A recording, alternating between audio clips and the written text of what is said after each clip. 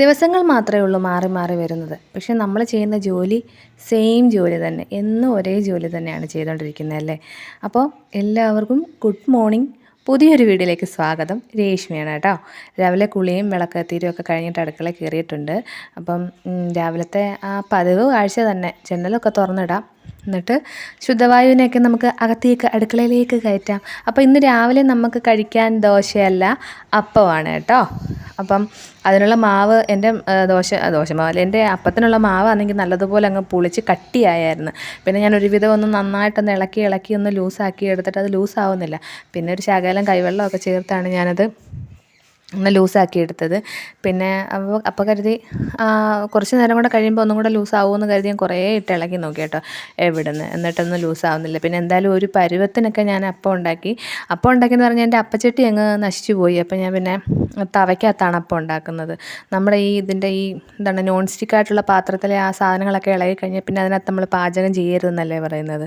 അപ്പോൾ അതുകൊണ്ട് തന്നെയാണ് ഞാൻ അതിനകത്ത് ചെയ്യാതെ ദോശ തവയ്ക്കകത്ത് ചെയ്യാമെന്ന് കരുതിയത്. പിന്നെ എന്താണ് കട്ടൻ വെച്ചിട്ട് അണ്ണന് കൊണ്ട് കൊടുക്കാമെന്ന് കരുതി. കൊച്ചു രാവിലെ ഇന്ന് പതിവില്ലാത്ത പോലെ ഞാൻ എണീറ്റ് അടുക്കള കയറിയപ്പോഴത്തേക്കിനും എണീറ്റ് വന്ന് രാവിലെ അവിടെ ഇരുന്ന് ന്യൂസ് കാണും. അത് ഉറക്കത്തിൽ നിന്ന് എണീറ്റ് വന്നാലേ ന്യൂസിൻ്റെ പരിപാടിയാണ്. അപ്പം അത് കാണുകയാണ്. പിന്നെ ചോറ് വെക്കാനുള്ള അടുപ്പെല്ലാം തീയൊക്കെ കത്തിച്ചിട്ടുണ്ട്. പിന്നെ നമുക്ക് ഇന്ന് അപ്പത്തിന് വേണ്ടി ഞാൻ കിഴങ്ങ് കറിയൊന്നും ഉണ്ടാക്കുന്നില്ല, തോരൻ ചമ്മന്തിയാണ് ഉണ്ടാക്കുന്നത്. അതാകുമ്പം എളുപ്പം ഉണ്ടാക്കാമല്ലോ. അപ്പോൾ തോരൻ ചമ്മന്തി ഉണ്ടാക്കാനുള്ള തേങ്ങാതിരുമ്മക്കമാണ് കേട്ടോ. എനിക്ക് ഏറ്റവും ഇഷ്ടമല്ലാത്തൊരു ജോലിയാണ് തേങ്ങാതിരുമ്മൽ. അപ്പോൾ തേങ്ങാതിരുമ്മക്കമൊക്കെ കഴിഞ്ഞു. പിന്നെ ഞാൻ തോരൻ ചമ്മന്തി ഉണ്ടാക്കുന്നതെന്ന് പറഞ്ഞാൽ എണ്ണ ഒഴിച്ച് കടുക് പൊട്ടിച്ച് അതിലേക്ക് സവാളയോ കുഞ്ഞുള്ളി എന്തെങ്കിലും അരിഞ്ഞിട്ടൊന്ന് വഴട്ടും. പിന്നെ കറിവേപ്പില ഇടും, കുറച്ച് മുളക് പൊടി ഇടും. പിന്നെ നമ്മൾ തിരികെ വെച്ചേക്കുന്ന തേങ്ങ ഉണ്ടല്ലോ, അത് മിക്സിയുടെ ജാറിലിട്ട് ഒന്ന് ക്രഷ് ചെയ്യും കേട്ടോ. എന്നിട്ട് ഇതിലേക്ക് ഇട്ട് കൊടുക്കണം. അത് അന്നേരമേ ഒരു തോരൻ്റെ ആ ഒരു പരുവത്തിലായി വരത്തുള്ളൂ. എന്നിട്ട് ആ മുളക് പൊടി ഉപ്പും എല്ലാം കൂടെ ഉപ്പിട്ട് കൊടുക്കണേ പരുവത്തിന്. എന്നിട്ട് ഇളക്കി മിക്സ് ചെയ്താൽ തോരൻ ചമ്മന്തി റെഡി.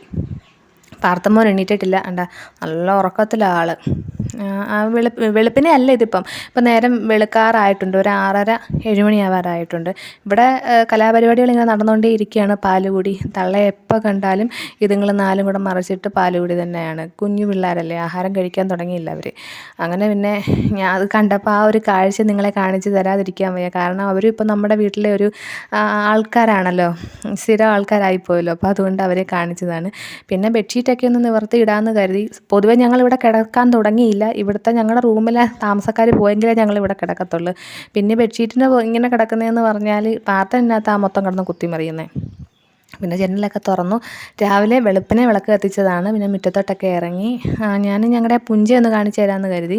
പക്ഷേ അവിടെ കാര്യമായിട്ടുള്ള മഞ്ഞും കാര്യങ്ങളും ഒന്നും ഇല്ലായിരുന്നു. എന്നാലും രാവിലത്തെ ഒരു കാഴ്ച ഒരു പ്രത്യേക ഭംഗി തന്നെയാണല്ലോ. അപ്പം ഞാനത് വിചാരിച്ച് നിങ്ങളെ ഒന്ന് കാണിച്ചു തരാം. പക്ഷേ ഇതിൽ കൂടുതലും മഞ്ഞാണ് മലനടയിലെ വയലിലൊക്കെ കേട്ടോ.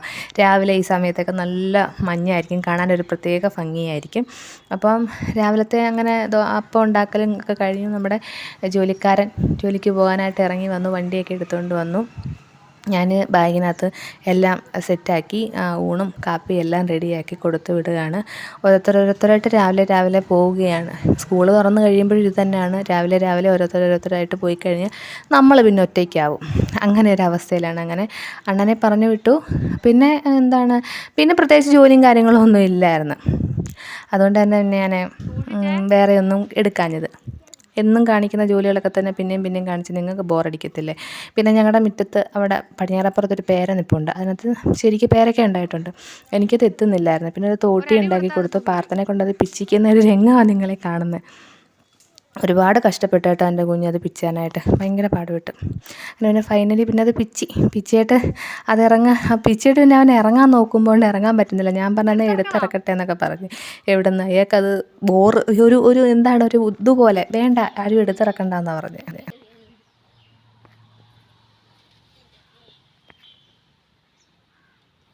അവിടുന്ന് ഇപ്പോൾ ഇതൊക്കെ ചാട്.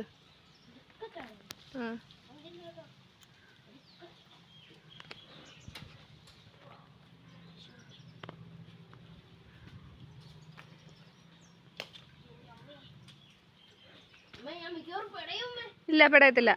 ചാട്.